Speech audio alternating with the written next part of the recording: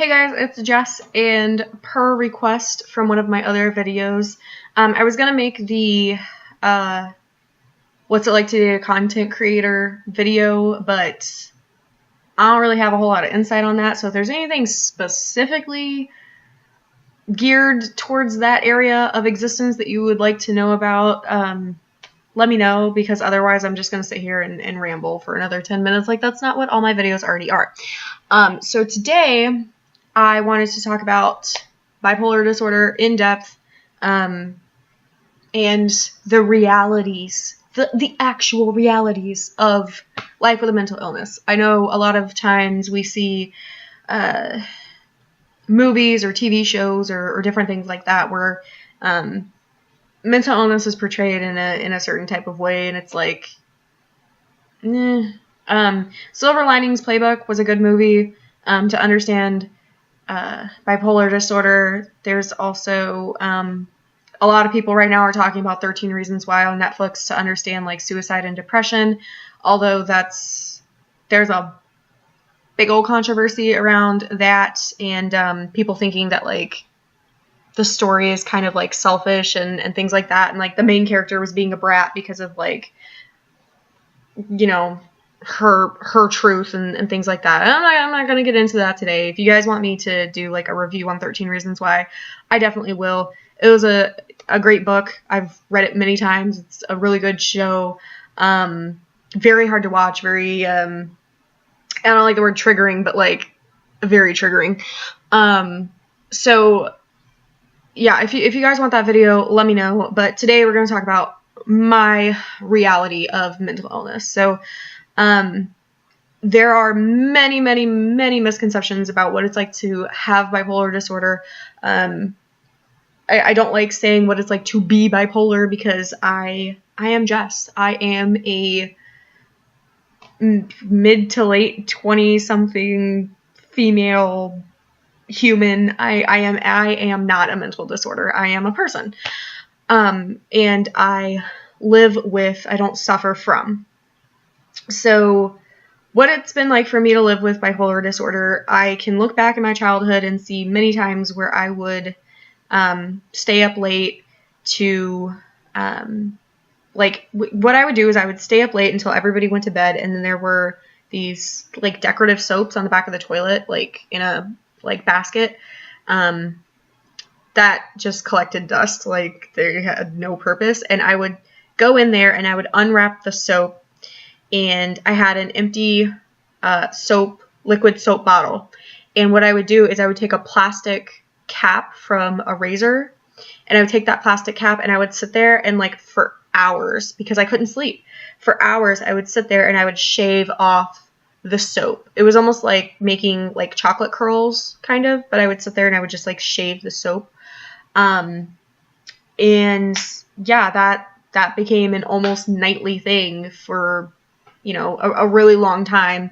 And then when I would actually sleep, I would sleep so much that it was ridiculous. Like, as soon as bedtime came, I would go to bed, and I don't remember ever having like a specific bedtime, but I would go to bed and I would wake up at like 10, 11, noon, you know, the next day, and still feel tired. I had no idea what that was, but I was like 8 at the time. So there was that. If I went to bed at a normal hour, sometimes I would wake up at 2 or 3 o'clock in the morning, and I would be awake, and I'm like, I want to go outside. I want to go play. I want to like eat breakfast. I want to like get my day started. And none of it really made sense. So as I got older, things like that kind of became a bigger deal. I had my first panic attack when I was probably, I want to say like 13. My first big panic attack was when I was 15. And I had no clue what it was. So when I was like 13, I had woke up, it was probably like 2:30 in the morning. I woke up and I went to go watch TV, and I felt like this tightening in my chest, and I didn't know what was going on, and I felt like I couldn't breathe, and it was really hard to get through that, and I didn't understand, and I just sat there freaking out for like an hour, not knowing what was going on. My first big panic attack was when I was 15. No, I was 16. I don't know why I keep saying 15. I was 16, and we were moving from Illinois to Florida, and we were in the mountains. There was construction, and it felt like all the roads kept like getting smaller and smaller and smaller, and it was dark. I couldn't really like see anything, and I don't know what it was that like triggered the panic attack, but out of nowhere I just started like hyperventilating, and my mom was like, "What's going on? Talk to me, like, you know, use your words." But like I couldn't. I no matter how hard I tried, I couldn't. And she radioed my dad and was like, "Hey, we need to pull off on the side of the road." And once I was able to get out of the car and kind of like chill out for a minute, like it was okay. But I still, even then, didn't understand, didn't know what was going on. When we got to Florida, I had probably my first big depressive episode, and that was when I started cutting, which I don't really want to like get too in depth with because it's not really relevant to the whole reality of bipolar thing. But I did start getting help for that. I started going to counseling at my church, which helped, but my mom was not happy that I was like never home. I didn't tell her what was going on because I didn't want her to be mad at me. So I just kind of left it alone. And then when I was 19, I had my big mental breakdown where I didn't care about nothing. I was like, I'm done being alive at this point. Like I'm over it. There's nothing in this world that can convince me that my life is going to get better. I don't care. I was in hysterics all day long, and I would cry and scream and hyperventilate and freak out until I would pass out, and then I'd be asleep for maybe 30, 45 minutes. I'd wake up, do it again. And that night, my mom took me to a mental hospital and was like, yeah, we need to get you help because this is not, like, whatever's happening is not normal. And so I was in the mental hospital for 9 days, and they were like, yeah, so you're bipolar. That's your reality now, which they weren't very, like, comforting about it. It was like, okay, this is your existence now. This is who you are. You are this mental disorder. And it was up to me to kind of figure out how to navigate this new world of finally having a name to a thing that has been plaguing my life forever. I started medication, and the first thing they put me on was lithium, and that was awful. I was on lithium for a few weeks, and I had a lot of like hallucinations and things like that. Later they put me on Lamictal. Lamictal was always kind of the go-to for me. Anytime I was like on or off my meds, they would usually end up putting me back on Lamictal. I never really noticed a real difference in how I was handling things when I was on Lamictal versus off. Like now I am completely unmedicated. I've not taken any medication in about a year. I've been depressed, but that's about it. I haven't had any manic episodes or anything. So I don't really see the point, honestly. And it's hard to get into the mental health care system, and most states, like Florida, it's garbage anyways. So in the last like 8 years, I've been on and off medication, and I will be honest, like for me personally, and I've had like genetic testing done to see if there's anything else we can do. I've been on everything. Unless they come up with a new drug, I've been on everything that I can possibly take. And the reason that seems so impossible is because most people can take this classification of meds called benzodiazepines. Benzodiazepines include medications like lithium. But when I take things like that, I have hallucinations. So I can't do that. I have been on lithium, Lamictal, Buspar, Prozac, Zoloft, Xanax. Already up to 6. I know there's like a crap ton more. Seroquel. Is that what it's called? Seroquel? I think it was like a small purple one, and that was what I used to sleep last. And that stuff was pretty great. I've also been on Ambien, which... Let me tell you some stories about Ambien one day, because that... Whew, that is a drug. Like, if there was ever any kind of normally prescribed thing for mental disorders and sleep disorders and things like that I could actually tell you is like a hardcore drug, it's that. Like, not Xanax did not even affect me the way that Ambien affected me. Like, there's that. I've also been on Risperidone, which I saw some of those, if you or someone you know has been on blah, blah, blah, blah, blah, like one of those communications, and apparently it was like giving males fully functioning boobs. Like, the side effects for some of these things are outrageous. But I've once you take out benzodiazepines, I have been on every medication that's been available to me. I have never been on just one medication because of the issues I have with sleep. Most of the time I've taken Benadryl. That's what I do now, is I have an alarm set on this thing, which is just a Fitbit. Nobody cares, but I have an alarm set every night at 10 o'clock to take Benadryl so that I'll sleep. I've been prescribed Benadryl in the past for my sleeping issues, so I don't see it as self-medicating or anything like that. But I've always been on some kind of mix. There's always been like some kind of cocktail. At one point, I think it was in 2010, I was taking 7 pills in the morning, 5 pills in the afternoon, and I think 2 or 3 pills at night. And that was a daily thing for like 3 months. There's really no reason for that.